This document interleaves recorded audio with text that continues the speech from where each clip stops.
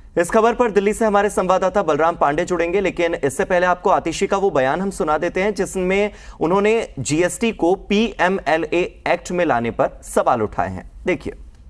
आज इस देश में 1,38,00,000 जीएसटी देने वाले लोग हैं, वो तुरंत ईडी के शिकंजे में आ जाएंगे। अब ईडी चाहे गली मोहल्ले में जाके किसी भी व्यापारी पे, किसी भी बिजनेसमैन पे ईडी या पीएमएलए का केस लगा देगी, उसको जेल में डाल देगी, उसको बेल नहीं मिलेगा। तो जो देश ईज ऑफ डूइंग बिजनेस की बात करता है, आज हम दुनिया भर में शायद 70वें नंबर पे हैं। हमें यहां से आगे बढ़ने के लिए, ऊपर उठने के लिए, बिजनेसेस के लिए, व्यापारियों के लिए बिजनेस करना आसान करना होगा, तभी तो इकोनॉमी बढ़ेगी। लेकिन अगर बिजनेसेस को पीएमएलए में लेके आया जाएगा, अगर उन्हें ईडी के शिकंजे में लेके आया जाएगा, तो इस देश में कोई भी बिजनेस नहीं कर पाएगा, सारे बिजनेस ठप हो जाएंगे, इस देश की इकोनॉमी ठप हो जाएगी। और मेरे सहयोगी बलराम पांडे जुड़ गए हैं ज्यादा जानकारी के साथ। बलराम, अभी जीएसटी को भी ईडी के दायरे में लाया जा रहा है, यानी कि पीएमएलए एक्ट के तहत लाया जा रहा है, और इसका विरोध दिल्ली सरकार की ओर से हो रहा है। इसी को लेकर बहस हुई है, सूत्रों के हवाले से यह जानकारी मिली है। आप थोड़ा और क्लैरिफिकेशन देंगे कि दिल्ली सरकार आखिर किस चीज का विरोध कर रही है, विरोध का आधार क्या है, और क्यों केंद्र सरकार पीएमएलए में लाना चाहती है जीएसटी को, बताइए। देखिए हार्दिक, आपको बता दें कि आज जीएसटी की 50वीं बैठक है और इस बैठक में तमाम राज्यों के जो वित्त मंत्री हैं वो शामिल हुए हैं। आपको बता दें कि इस बैठक में दिल्ली की वित्त मंत्री आतिशी भी शामिल हैं और साथ ही जो पंजाब के वित्त मंत्री हैं हरपाल सिंह चीमा, वो भी शामिल हैं। तो कुल मिला के जिस तरीके से जीएसटी को पीएमएलए एक्ट के तहत लाया जा रहा है और जो प्रावधान है वो किस तरीके का होगा, किस तरीके से जो कारोबारी हैं वो पीएमएलए एक्ट के तहत आएंगे, तो कहीं ना कहीं इस बात को लेकर के ये बैठक बुलाई गई। लेकिन शुरू से ही दिल्ली सरकार की वित्त मंत्री आतिशी इस पीएमएलए एक्ट के खिलाफ थी। उन्होंने कहा कि अगर जीएसटी के अंदर पीएमएलए एक्ट यानी ईडी को शामिल किया जाएगा तो कहीं ना कहीं व्यापारियों में एक डर का माहौल होगा। और जिस तरीके से पिछले कुछ दिनों से जो व्यापारी हैं वो दिल्ली सरकार को पत्र लिख रहे हैं और ये चिंता जता रहे हैं कि आखिरकार जो व्यापारी हैं वो किस तरीके से जीएसटी के अंदर जो पीएमएलए एक्ट लाया जा रहा है उसमें वो शामिल होंगे। तो यानी कहीं ना कहीं जो व्यापारी हैं उनको भी अभी ये स्पष्ट नहीं है कि आखिरकार किस तरीके की जो कार्रवाई है वो पीएमएलए एक्ट के तहत आएगी और उनके खिलाफ ईडी कार्रवाई करेगी, क्योंकि जीएसटी को लेकर के जो व्यापारी हैं वो बड़े पैमाने में जो जीएसटी में रजिस्ट्रेशन करा रहे हैं। लेकिन जिस तरीके से केंद्र सरकार ने अभी हाल ही में नोटिफिकेशन जारी करके ये बताया कि जो जीएसटी है उसके अंदर पीएमएलए एक्ट को लाया जाएगा, और यही वजह है कि जो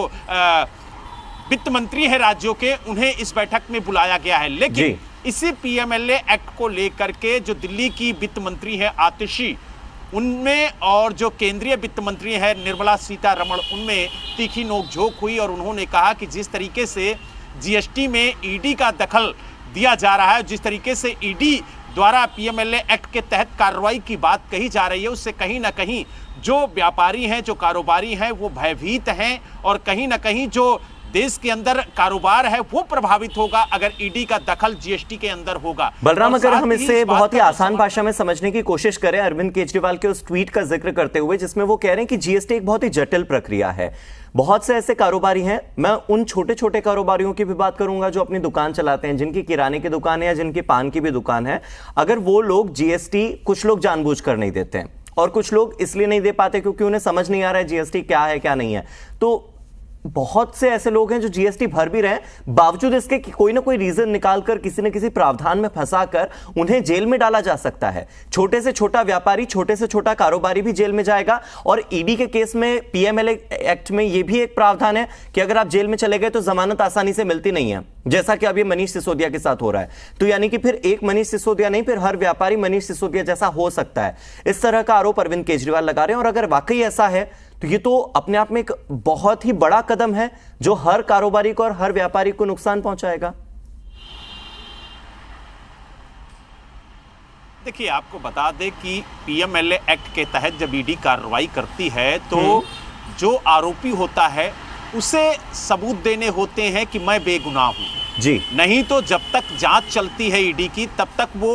सलाखों के पीछे होता है और ईडी के कहने के बाद ही उसे जमानत मिलती है। तो कहीं ना कहीं जो व्यापारियों में डर है वो जरूर है, और इसी बात को लेकर के दिल्ली की जो वित्त मंत्री हैं आतिशी, उन्होंने ये मुद्दा उठाया कि अगर पीएमएलए एक्ट इस जीएसटी के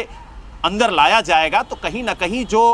डर का माहौल है वो व्यापारियों में देखने को मिलेगा। और खास तौर से अगर देश की राजधानी दिल्ली की बात करें तो यहाँ जो व्यापारी हैं वो बहुत डरे हुए हैं कि आखिरकार जो ये पीएमएलए एक्ट है और जो ईडी की कार्रवाई है वो किस तरीके से होगी, क्योंकि पूरी तरह से अभी स्पष्ट नहीं हुआ है कि ईडी जो है वो इस जीएसटी के अंदर किस तरह से पीएमएलए एक्ट के तहत कार्रवाई करेगी, क्योंकि जो आशंकाएं हैं वो बहुत हैं, जो एक तरीके से कहा जाए चिंताएं हैं वो व्यापारियों में बहुत हैं, लेकिन जो स्पष्टीकरण है, जो चीज़ें हैं वो अभी स्पष्ट नहीं हो पाई हैं। हालांकि अब ये बैठक बुलाई गई है, इस बैठक में किस तरीके से बताया जाता है कि जो ईडी है वो पीएमएलए के एक्ट के तहत कार्रवाई करेगी, कौन कौन से ऐसे मुद्दे होंगे, कौन कौन से जीएसटी के अंदर अपराध होंगे जिसके तहत वो इस तरीके की कार्रवाई करेगी, तो तमाम चीज़ें हैं। लेकिन अभी भी बलराम, कोई भी कानून आता है, कोई भी नियम बनता है तो उसका उद्देश्य ये होना चाहिए कि अपराधियों को सलाखों के पीछे डाला जाए, जो गलत काम कर रहे हैं देश में, भ्रष्टाचार कर रहे हैं, उन्हें जेल में डाला जाए। लेकिन साथ ही साथ इन नियमों का उद्देश्य ये भी तो होना चाहिए कि जो लोग बेकसूर हैं उनके साथ नाइंसाफी ना हो। जो लोग अगर किसी गलती से इस जाल में फंस जाते हैं उन्हें फिर गैर जमानती वारंट पर अरेस्ट कर लेना, ईडी के हाथ में ये भी तो पावर है। तो इसका राजनीतिकरण हो सकता है, इसका राजनीतिक इस्तेमाल हो सकता है, और शायद यही मुद्दा है जो दिल्ली सरकार उठा रही है। बहुत बहुत शुक्रिया बलराम इस जानकारी के लिए। फिलहाल आगे बढ़ते हैं।